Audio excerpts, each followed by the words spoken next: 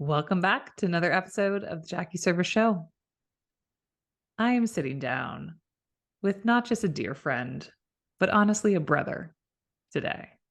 And I am so honored and grateful to bring you somebody who I feel like I have been lockstep growing with on this entrepreneurial journey. And we have been through the creation stage, we have been through the build stage, we have been through the peak stage. We have gone up and down the roller coaster together in the last 4 or 5 years that we have become deep friends and connected in business. So I'd like you to welcome on the show today, Mr. Jim Carter. Thank you so much for having me, Jackie. I'm so excited just to essentially have a conversation that we would likely have on the phone for our multiple hour catch ups, anyways. And we're just throwing a mic in front of our faces and bringing you along with us. Yeah, finally doing it. We talked about this for a while, and even just from recent events, which it would be fun just to maybe share these stories and things like that along the way. It's important that we do take the time to remind everybody that we're all in this together. It's running a business is hard, and you've helped me through so many of those hard situations and coached me through a lot of those conversations. And I'm eternally grateful as well, just to call you a sister, because we met in our Fast Foundations program, a very, very first one. And I'll never forget how much we connected early on. And it just goes to show the power of when you find somebody that really lights you up, really helps find an aspect of you that shines, to hold on to them Mm, in business and life. And I'm just incredibly grateful that we connected and that we both got in that room and we both had no idea what the hell we were doing very early on. literally, Literally, literally. yeah, that's that. I try to not use literally too much, but that is one of the uses. Is we both looked at each other like, "What are we doing here?" And here Mm. we are, what, almost 4 years later. And it was quite the ride. So, for context, Jim and I met in 2019 in a room called Fast Foundations Mastermind. If you don't know this, Jim now owns that mastermind. We'll get there in the story, but I'm going to give you a little plot twist and give you that as a nugget to stay with us here for our conversation. And Jim had come from this incredible background in tech, and I'll let you tell your story here in a minute. And I had come from a background in human resources, and we landed in this mastermind through honestly varying rounds of like people that knew people that knew people, and eventually found these two beautiful humans called Chris and Lori Harder. And we were sitting in this room with 40 other entrepreneurs, some further along than others.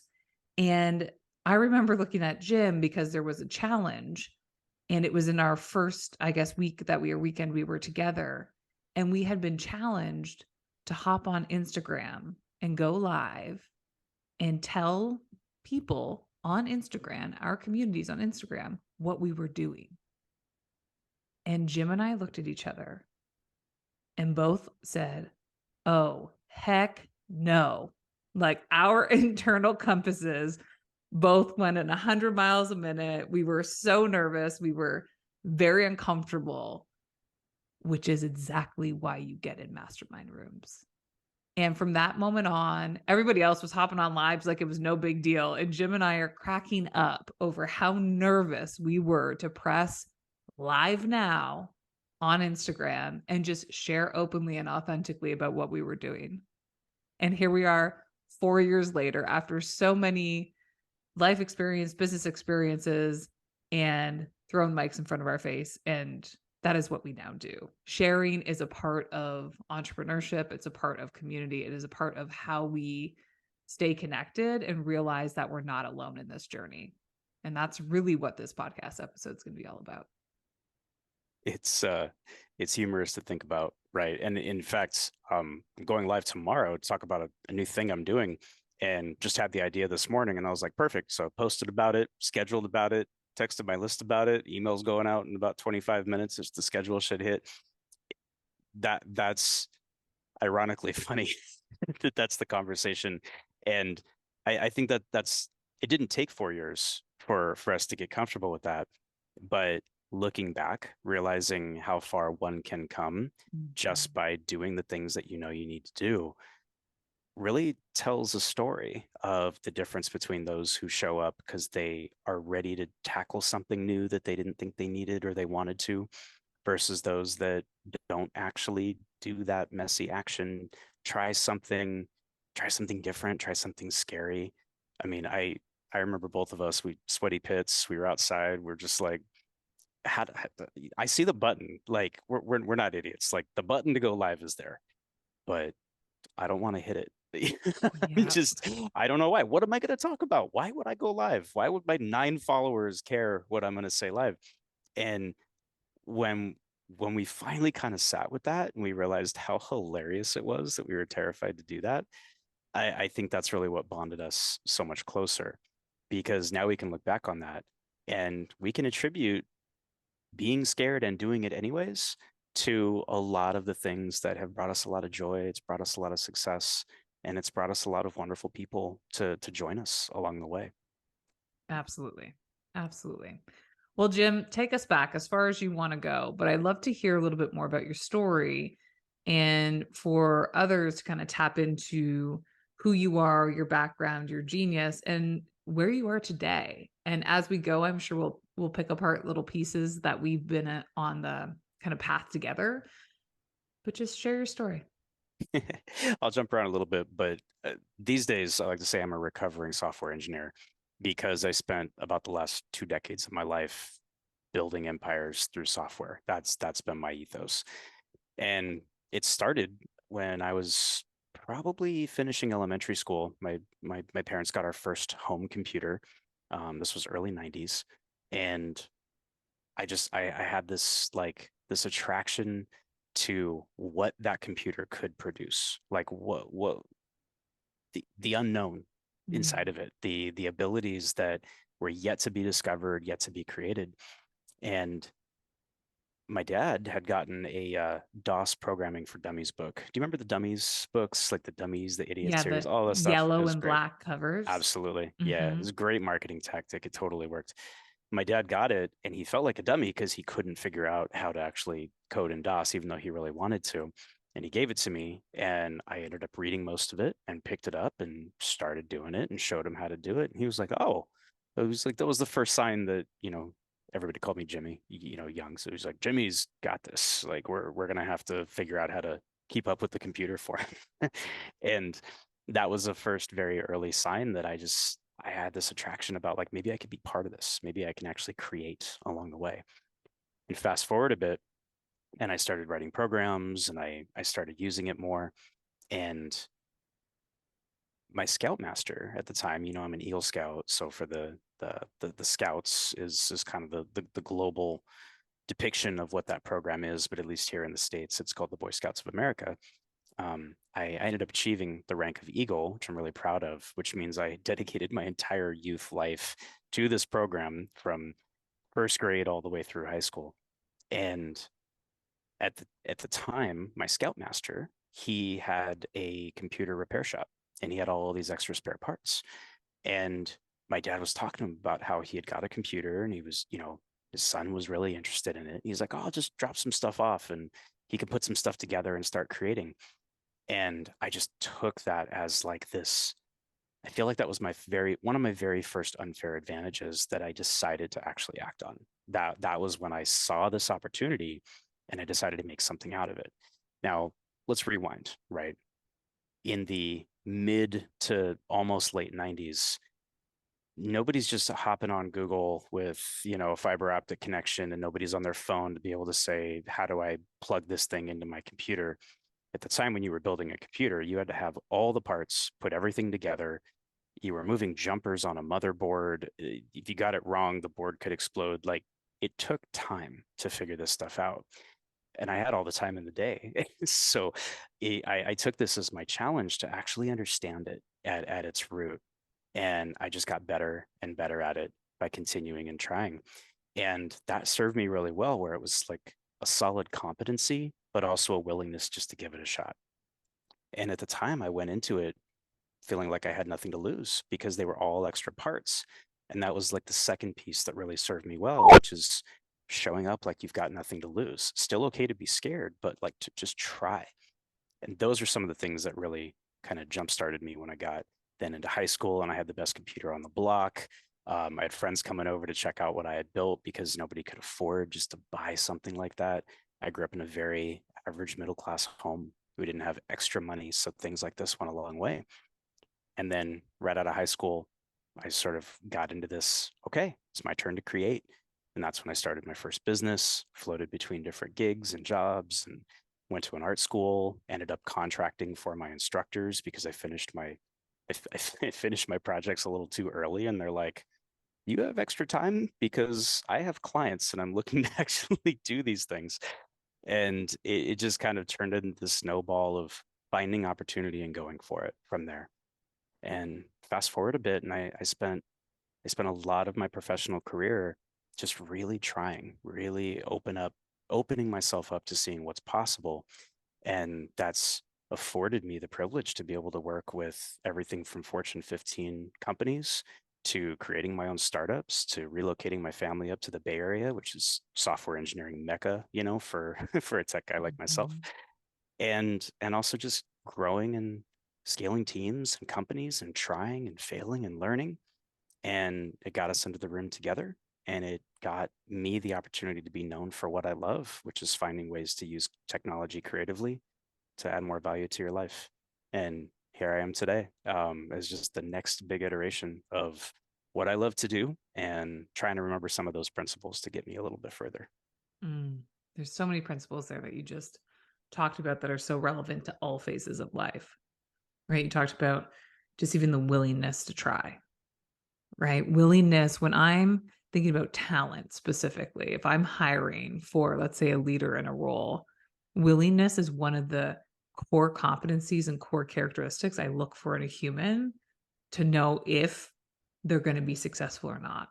It's a trait that over 15 years of hiring people has proven time and time again to equate to people who are actually high performers and achieve more because there's a willingness to just try. Even if they don't get it right, even if they fail, even if there's bumps and bruises along the way, there's also a resilience that can show up with willingness, which is an interesting kind of correlation that I've noticed just in human patterns and human behavior over 15 years. And so that's always a word that I look for. And I heard you mention willingness multiple times in your story. Absolutely.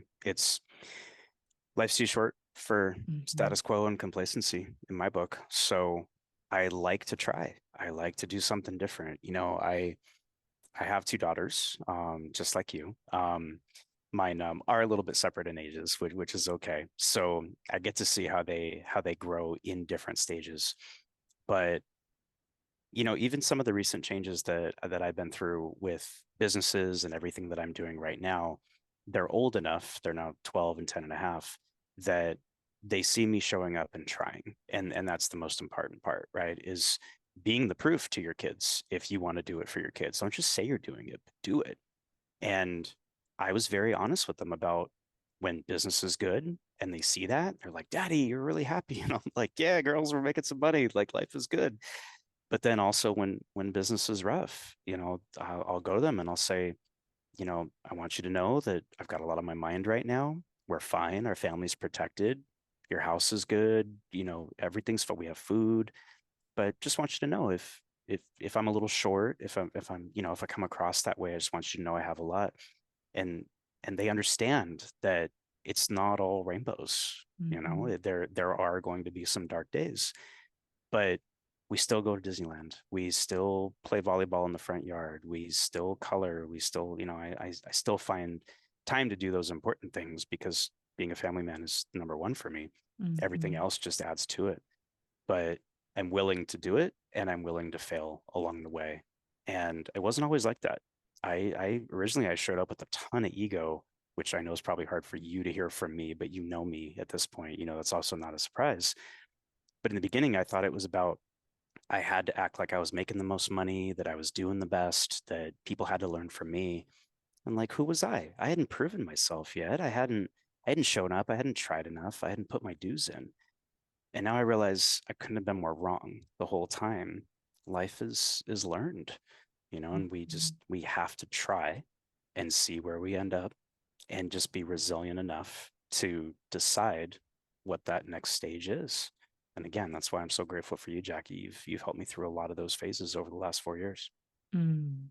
Let's talk about the last 4 years specifically because I started this episode saying that we have been building lockstep. And in 2019, I think it was we were nearing 2020. It was like the December 2019. So before any of this COVID stuff happened, we were dreaming big. And we had both come to this realization that our gifting and what we wanted to create in the world were these agencies. And we were going to go build them essentially, kind of side by side. You building leveraging technology to support entrepreneurs. And I'll let you talk about that here in a minute. And mine was more around the people aspect of it. And so for the last 4 years, not only have we had the opportunity to grow together as friends, we've actually had the opportunity to grow together as business partners and really building teams together.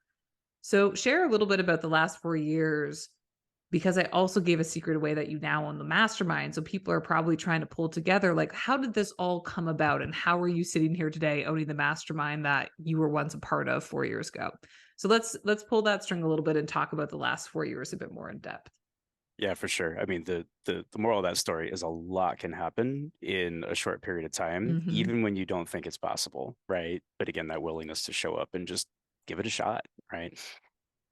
When we first met, when I joined the mastermind, that very first round. So it has been 4 years now. Think about it. That was March of 2019. So yeah, it's been four full years. It's crazy. When I first joined, I didn't know what I was doing.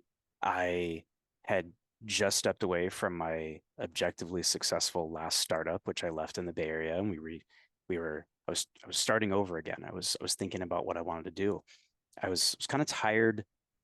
I wasn't tired of tech. I was tired of SaaS type companies. I had spent the last decade of my life at that point trying, building, launching companies. I was still coding. And I just knew that if I wanted to get to that next level, whatever that next level was for me, I couldn't be a coder anymore. I had to do it from a way that I had to let go of what was my safety blanket because I knew that as long as I was a coder and I was on top of my game, let me back up for a minute. I knew the long haul for me wasn't to be a software engineer for the rest of my life. I just knew. I didn't know why, but I just knew.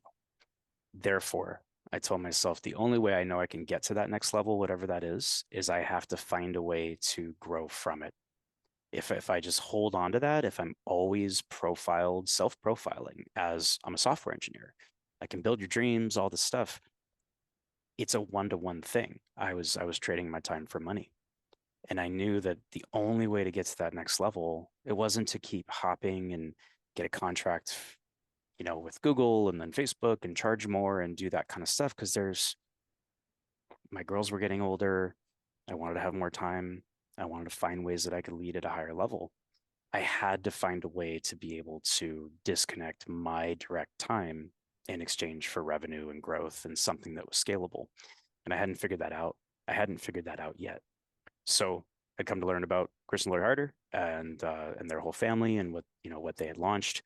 I decided to join that very first one, and I showed up and I didn't know what I wanted, but I was making money. I was still a coder, and I was part of my transition. I wanted to get away from that, and I wanted to find ways that I could grow.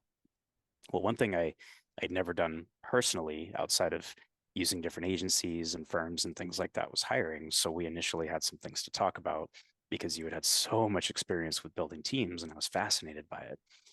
But over that first year or so, that's when I started showing up differently. I started getting creative. I started finding ways to use tech that I knew to do more with it that didn't require software engineering.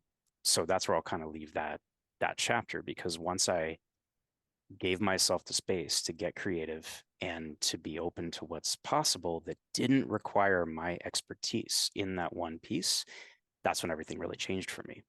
And that's when I had some ideas. I got some early clients, one of which probably won't mention on the podcast just because still a client, one of my longest running ones, but a very big name. And it was all because of relationships, right? We understand the importance of relationships, but when you have something of value to offer and you've already nurtured that relationship, it goes a long way. And that was some of my early funding for this next round of what I was looking forward to doing. And then I remember the day I reached out to you, I was like, Jackie, it's working. Like, I have this idea. I got a paying client. I can't do this. Help. And you coached me through it and we did it. And ever since then, you've helped me with my hiring and coaching me through it. And it's been incredible to see what's possible over those years of just continuing to refine and to figure it out along the way. And fast forward a little bit, grew that agency out, highly profitable, struggled on sales. Dear friend of mine, RT Custer, I'd known him through Fast Foundations as well. We had both left Fast Foundations. We had joined Chris's elite mastermind. He joined as well, didn't know about it. We bunked one time for, we split the rooms. Like Chris throws, he always has them in these bougie hotels, right? So we were like, yes, please, let's split a room. The last thing we need is our own room at these places. And he ended up asking a lot of questions similar to the ones I was asking. He had launched a creative agency as well. He had plenty of sales and marketing and everything lined up, but he was struggling on the operational side.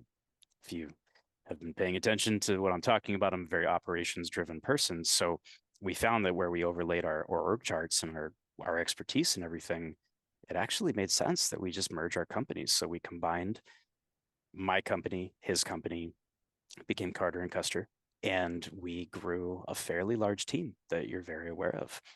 And it was going great. It was really going great. We had a blast through into 2021, into 2022. We found this unique opportunity along the way where Chris had mentioned to us that he was thinking about closing down Fast Foundations, and we just flat out didn't want to let that happen. And we made him an offer, and we said, if you sell it to us, we will do it bigger and better than you ever wanted to do. And for anybody who mentors anybody, that is the single best opportunity that a mentee can ever come to you with, that says, you've given me enough confidence, courage, and runway to be able to believe that I've got this and I can go do something better than you. And Chris was, first of all, he was like, hell yeah, let's go. We worked it out, and they're still part of it, which is great, but we now run it. And we've turned it into a brand. We have a podcast as well. We teach the principles that we're doing in person. We're starting to throw different events. We just had our first retreat a little earlier this year. We're continuing to refine it and try new things, and it's a ton of fun. And it also comes with challenges, and it comes with needing different kinds of team and everything in between. So recently, I decided to downsize the creative agency, just economic climate, challenges with sales. And really, I started to run out of time, and I started to get too busy. It wasn't just me. It was a bigger conversation. We don't have to get into that unless you want to. But for me, I just decided that it wasn't worth taking so much time away from my family, not being able to show up correctly to my team, and being too diverted with attention that we really couldn't serve just one really good user base. And that user base is that entrepreneur, going back to our roots. Like, I just love serving entrepreneurs that were at my stage. And it's not because I'm so much higher up than them at all. It's nothing like that. RT had this idea, and we started really promoting it with the Fast Foundations program, which is we're either 2 years or 2 steps ahead. It's probably pick one, because it's rarely even ever both.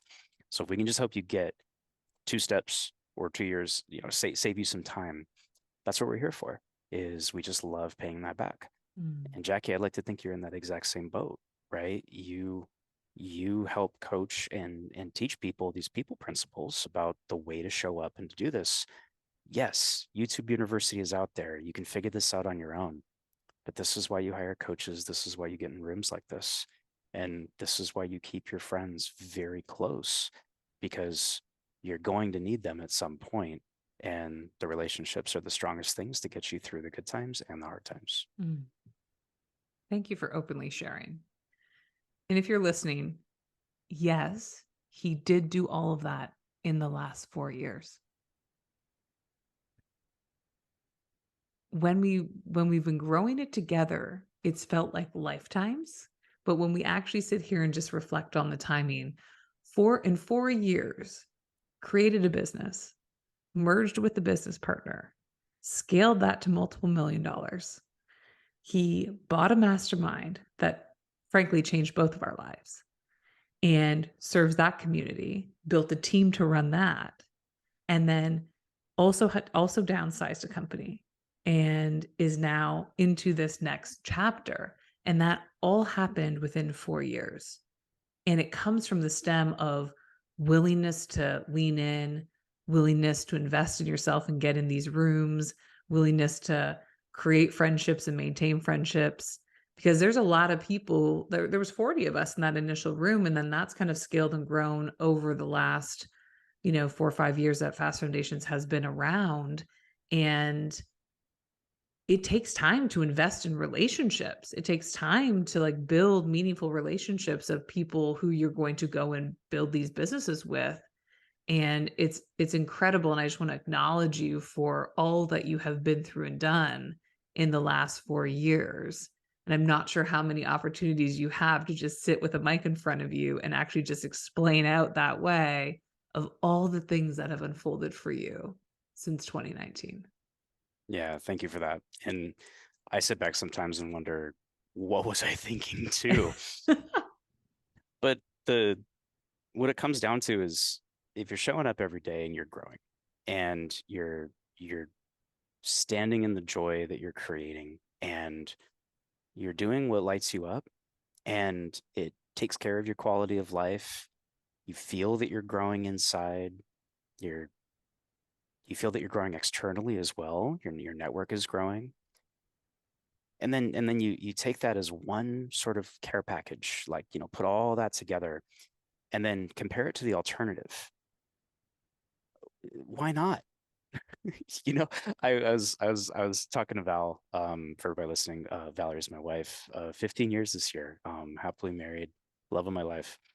And we're finishing this nightmare of a pool project in our backyard and still not done. I bought this pool in 2020, by the way. And yes, for those that are paying attention, it is 2023. So that's a different conversation for a different podcast topic, but just bear with me. There's this one chunk of concrete from this old footing for where a fence used to be, and I've just put off like getting rid of it. And we were spending some time yesterday, and I'm like, you know what? I'm just gonna run to the local Home Depot. I'm gonna rent a jackhammer, and I'm just gonna take care of this thing. Like they have like this 4 hour rental window that's the cheapest, and I was like, okay, perfect. I'm gonna get this done. It's gonna be off my plate. Beautiful day outside. Girls are playing. The dog's sitting in the sun, and I'm sitting there, and I'm using this jackhammer. Right, this is the tech coder that you know we're we're not going to talk about my muscular fit and everything. I hope Valerie took a video. I think she snuck one. She hasn't shown me yet, but I think she snuck one. But you see where this conversation is going is, first of all, any blue collar worker that is listening to this, I have the utmost respect for what you do. And in no way am I belittling this profession or anything like it. But when I was working with my hands, sweating and all this stuff, I asked myself for a minute, I'm like, every time I think about, is all this entrepreneur stuff, crazy and worth it and everything? I sit back and I say, yeah, because some people are built for roles like that and they crush it and they're amazing at it and they can be admired by other people. And for a minute, it took me years to get to that point where I realized that's what people thought about me with technology. And when you take all of that, again, just help me out with this big picture perspective for a minute. You take all those things about the way that you show up and you contrast it with something completely different that you're not used to, that you don't feel you're good at. Like if I actually hired a guy or gal to come in and do this, they probably would have been done with it in about 15 minutes. I think I spent about an hour and a half in the sun because I was getting the angles and I was trying to hit it right. I was like, I got to switch the bit out. But I feel like that's the ultimate parable of life and why we show up is when you're great at something, you're doing yourself a disservice if you don't explore it and try to be better at it all the time. But still, like when you think about, God, is it worth it? Well, damn it, just try something different and ask yourself, what's the alternative? Mhm. And that's what I sit with every time is when I think, yeah, this is complicated. Yeah, this is expensive. Yeah, this is stressful. Yeah, this is frustrating. Yeah, this is wild. Yeah, there's so many unknowns. But what's the alternative? Mhm. And yesterday I gave myself one more reminder of why I need to keep showing up. And it's the same for you, Jackie. I know hiring through the pandemic and everything in between with this global climate. I mean, let's just call it the way it is in full transparency. You've been hiring for me and I'm no longer hiring. That Mhm. affects you because Mhm. I pay you for your services. And we all feel it in some way. But does that mean that you should just give up and go do something else? Well, no, because you're great at what you do. And the more that we can focus on that and remind ourselves that this next version is just the iterative version of our next best self, that did it for me. Mm. I also think that there's a piece of both of us deep in our like ethos and our values that shows up time and time again. I laugh because it's my last name, spelled a little bit differently. We have both come at life and entrepreneurship from a place of service. How can what we do, yes, don't get me wrong, we're looking to build profitable businesses and successful businesses and all that great thing, all those great things. And how do we do it from a lens of how we can serve best in this world? You live out your service through philanthropy. You also live out your service through continuing to step into who you're becoming, the bigger, bolder, broader leader of yourself, because that then creates different opportunities for others to step into who they're meant to be in their life as well. And so service is something that's always been an undertone that you and I connect on just innately. Can you talk about, as you think about your next chapter and where we're going next, running the mastermind? You can also share about what else has been coming up for you. How are you thinking about it through the lens of the broader ethos of serving humans and serving more? I think the best answer to that is that it's undefined for a reason, right? Mm, Because we're always evolving. I I mentioned I'm an Eagle Scout in scouting. I mean, the ethos of the program is service to God and country and also local community. But it starts with service. Like I grew up in a service mindset, and that's what kept me humble, but also finding ways to think about how to grow. So for example, there's a I don't want to say it's a concept, but there's a tradition that when you're a scout and you're at a campsite, that you always leave your campsite better than the way you found it. And it's a simple parable of life. Like we would want to do that in our local neighborhood. We would want to do that with our children. We would want to do that. It's just you want to be a good human. You pick up after yourself, those kind of things. So it didn't matter how hot it was, how cold it was, how rainy it was, sometimes even snowing. We would not leave a campsite unless we left it better than the way we found it. Simple. But that's been sort of like now it turned into kind of a personal principle, which is, do I always get it right? No. But if I keep it top of mind, then I'm always thinking about it. We were at Disneyland with the girls yesterday, and it was getting kind of busy, and we kind of made a mess on the table because it got windy and stuff was blowing everywhere. And the girls were like, "Okay, let's go." Like the weight is low. They're like, "No, we're picking up after ourselves." And we took the time to like put everything together, like those small little things that it would be so easy just to move on to the next thing when you take your time to think about what is that one little extra thing that you can do to be of service. It wasn't only then until a really friendly worker came up, be like, "Let me finish that for you." And I was like, "Thank you. That's wonderful of you to offer." But as we walked away, she said, "Thank you for picking up after yourself." I didn't mm, even think about that until I just started explaining the story, but that's an element of life. And I feel like that's how we should show up. Therefore, why is it any different personally than it should be professionally, right? mhm, We connected out of wanting to converse with each other and share what we knew. And I think one of my favorite things about the way the Harders built Fast Foundations in that programming was you should show up and want to give more than you can receive, because you always get more in the end. Let's be honest, Mhm. right? Think about some of the best thing that's happened to you in life. It's likely because you weren't connected to the outcome. The outcome came to you. And what's the best way that the outcome can come to you? You have to be open for it. What's the best way to be open for it? Well, you show up and you show that you're worthy of it. It took me years to understand that, Jackie. Years. Like I'm embarrassed to say how long it took me to actually finally believe it. You've helped me get there because Mm. you've helped me tap into a little bit of that woo side and everything else. But whether it's picking up after yourself or your campsite or just trying to give a little bit without expectation, it all comes back. And that's what's kept our relationship strong over the years. That's what we continue to thrive to do more of when we grow out and we make new contacts. And the more that you can be of service of others, it helps you even in the times that you feel like you don't have anything left. Because I'll tell you, we before we started recording here, we were checking in and you were asking me, how you doing? I know we just went through a lot. That first of all shows your integrity to our relationship and keeping up with me, which I'm very appreciative of. But I realized that going through what I just went through of downsizing the company and everything that came with it, first of all, I have an incredible business partner that's been my confidant and I can run things by him and we're able to figure it out together. But I have never in my life had more people reach out to me, check in on me, blindly call me, FaceTime, send things to the house. I got some cards. Somebody sent a bottle of scotch. And I didn't ask for any of that.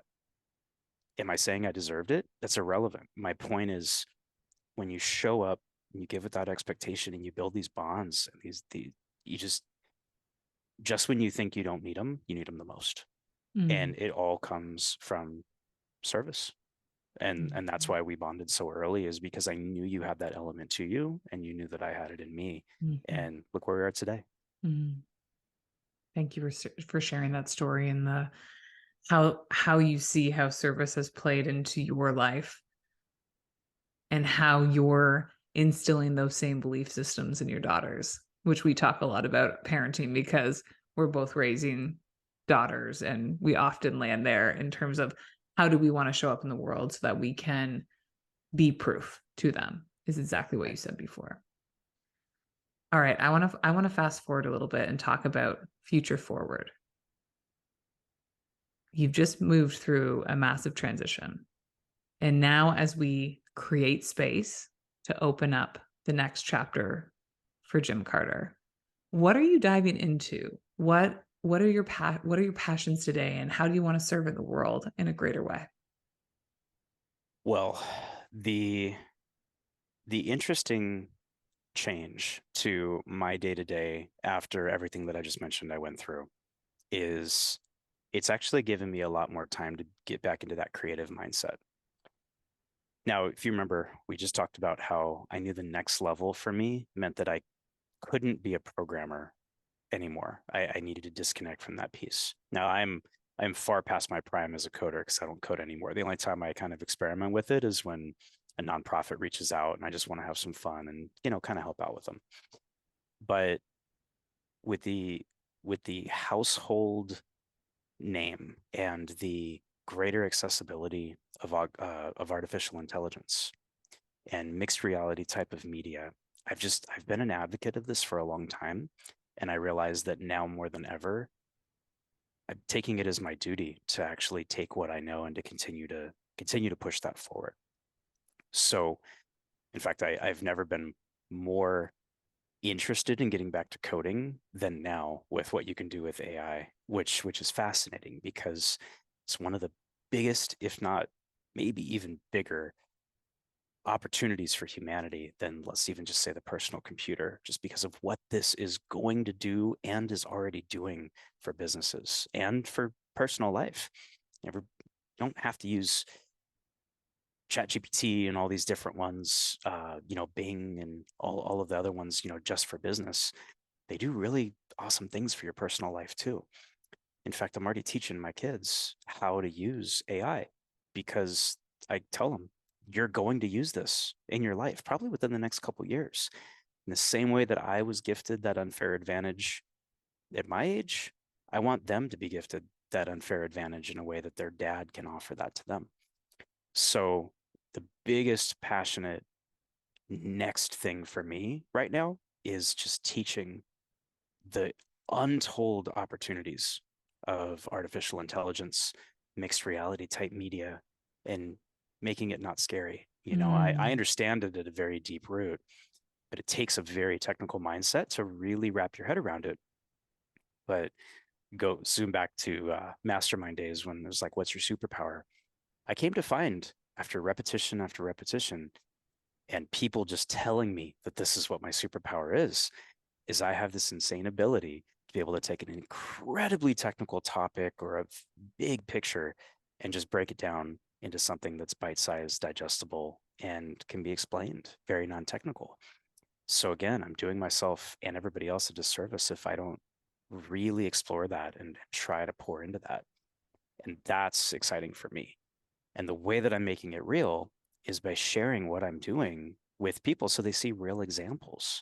So one way of doing it, for example, one of the only services that we kept as part of the agency is our long form copywriting service. It's something that I'm super passionate about. I've been in SEO for my entire professional career. Once I sort of got my legs, my sea legs in and figured it all out. And because of implementing AI into that, we were able to cut our price in half, double the output, and make more margin. Tell me that that's not something that you would love for your business, to be able to say you can do something like that and stand behind the finished product. In addition, with Fast Foundations and everything we're doing with growing the mastermind, we recently ran a first of its kind event where we brought in some of our friends and we talked about personal branding.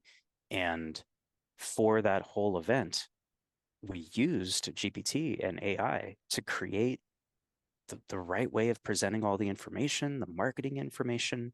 And I flat out went on that call and I said, everybody's here because they saw something on this landing page that spoke to them. Would you agree? Of course, virtual hands go up. And I said, everybody's here because they clicked the button to join. Would you agree? Yeah, hands go up. Something on that page spoke to you, something did it. Well, AI wrote 100% of that page. Yes, we were part of it. We understand marketing, but blew some minds that day, right? And I Mhm. continue to do that because I'm being honest and I'm showing up the way that it makes sense for me. I'm serving by example. So I love talking about what's possible by being that example yet one more time and just finding ways to implement it into life. And that's really the big focus for me moving forward is continuing to show up, teaching what I know, being open to the things that I don't know, very full circle moment, and then implementing it into our business. So AI now powers a big piece of our Fast Foundations business, and it's only going to grow. And it's only going to give us more reclaimed time. It's only going to bring out more profitability. And it's going to be the example to show small business owners that Fast Foundations is the quickest way to scale their early stage startup, business idea, passion, venture, whatever you want to call it. And we're going to use tech to do it the right way. And that's what I bring to the equation. T is one of my dearest friends. He's like a brother to me as well. We co-run the program. He's an expert marketer. He's even more of a visionary than I am. And I'm very happy and proud to say that he shoots for Pluto and I meet him somewhere around Saturn. But we always have like a ripcord that we can pull to get us back to the moon.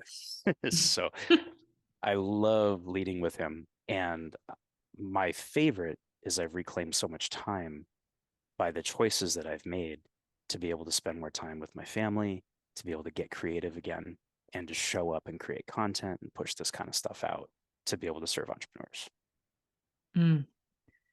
Every single day, I send Jim at least one Instagram post or a text message to say, can you explain this to me? Because there's so much information right now, and it can feel overwhelming. So if you're on LinkedIn or Instagram or a friend texts you an article. There's so much about AI right now that it almost feels like you can't go a day without seeing it. And for me, who's non technical and needs Jim to take complex ideas and really break them down slowly so that I can catch up, it's helpful to have a quote unquote tech guy in your corner who stays on top of the trends and not just stays on top of them intellectually, but actually leverages them on a day to day basis to kind of trial run and test them out for you. And that's one of the reasons. So, Jim and RT, as a part of the Fast Foundations Mastermind, are running these fast track programs. And it's a reason why I jumped into Jim's when he's doing this fast track about AI, because I just want to gain the knowledge and the understanding about what AI is and how it can play into my business. I see daily how you can use AI to write better resumes, write better job descriptions, weed out jobs that you may not be interested in, make sure that you're prepped as a candidate with interview questions to make sure you're going into interviews well prepared. I see daily articles that are showing and teaching how to use AI to do this. And I just like having a confidant, somebody that I trust and know who can really take these big, broad topics and break them down. And I know a lot of people who are listening are wondering how AI is going to impact them. Maybe you're still in a job and you're wondering, hey, is this going to impact my job? Maybe you're building a business and you're questioning how you need to now think about one more thing in your business. Now I have to think about AI and marketing and sales and. But what if we could integrate it all? What if it was actually almost like that rocket ship that could help you get to the next level faster if you started using it the right way? Right. So if you have not followed Jim, one, he puts out content every day about AI, but two, there's lots of opportunities in order to tap into your knowledge and start to learn more about AI as well. What are the best ways for people to spend some time with you? So if they have very custom specific questions, you can help break those things down together. Thank you, Jackie. Best way is I offer free, quick 20-minute calls just to serve people. Again, it's part of the ethos is tech can be hard, but it doesn't have to be where we have got like the right way of approaching it. So jimcarter.me/call is the quickest way. Book some time with me, send a quick little questionnaire over, and then we just kind of deconstruct and figure out where that biggest opportunity is. But just in terms of following along and learning, I got a couple ways.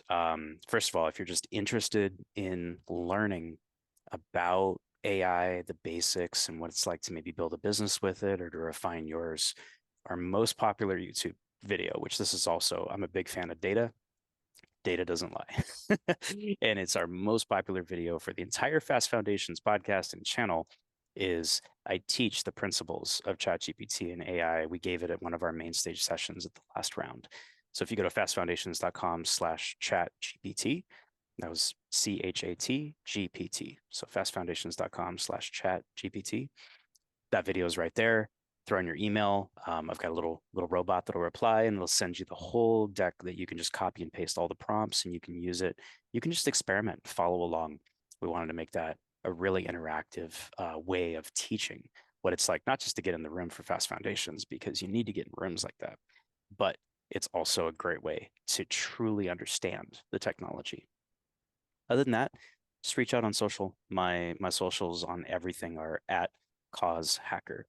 If you've ever heard of the term growth hacker, a while back, I just got tired of chasing the money and again, trying to get away from the code, like that heavy hacker type of mentality.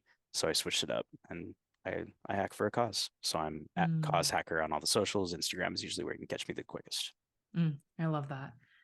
And to that point, I say this almost daily to somebody, which is get in the rooms. What is happening with Fast Foundations? How can people learn more about it and get access to it? When's the next round? Give us the goods about what's going on with FFM. Thanks. Yeah, I already dropped the website there, but fastfoundations.com. We're also on Instagram at fast.foundations. If you want to follow along there, we're always posting what we're up to.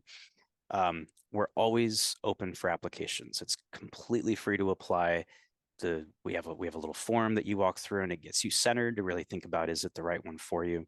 And as of now, it's application only. So fill out the application, takes a few minutes, and then you book some time with us. And we want to make sure it's the right room for you. It's not a click to buy program, and that's by design. We want to make sure we believe in that room, we protect that room, and we care about that community that we're fostering. So you're welcome to apply. We would love you to be in there. Type in there that Jackie sent you. You heard our podcast, and we'll be able to know a little bit about what we're thinking about when we get to have a review with you. But we turn away just as many as we accept, and I mean that is because it's not for everybody. If you don't have a business and you just have an idea, well, do something. Get your butt in gear. Try some stuff. Listen to a few more episodes of this podcast and get yourself moving and understanding what it takes to get going. Or jump over to our show and learn how to do some stuff. We put out everything we know for free, and we interview some of the best, just like you do, Jackie. So use the resources you have to start doing something. And then as soon as you get a little bit of that early traction, let us know. And we'd love to be there to give you that community that you probably didn't know you needed, because not only would this connection never happen, but all of the jobs, all of the impact, everything that we've collectively, you and I, Jackie, have been able to create has been because of a big piece of us getting into rooms like that. And if it's not one of those, find something that's even better for you. Find something that lights you up. It gives you the community and the aspects that you need. But we do our very best to really pour into our members and just give them everything they need to get off the ground.